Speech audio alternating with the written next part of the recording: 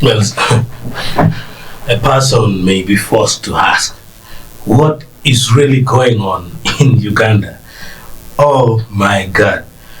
Dr. Balaam Biarahaga has again continued to stand on one thing. This afternoon, I visited our supporter and friend, Francis Isam, Mutula Muboy, and other journalist colleagues who were injured by the National Unity Platform. Crazy supporters on Kawempe election day. Unfortunately, during the chaos, some of our journalists were caught in the crossfire while on duty. UPDF forces were exercising self-defense from NUP stones throwers. I wish them a speedy recovery. The Chief of Defense Forces, that is CDF, General Muhoozi and key media owners will soon convene to discuss enhanced protection measures for journalists.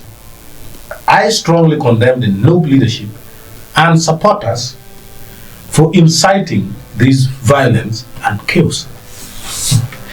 Not only blaming NUP that the election was rigged by NUP, but again saying that it is NUP that has caused the damage on the gadgets and the body of the journalist.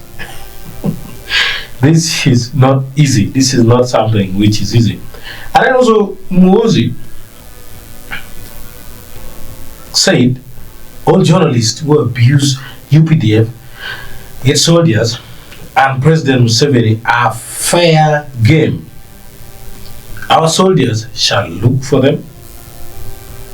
No human being has the right to abuse another and hide under the banner of free speech.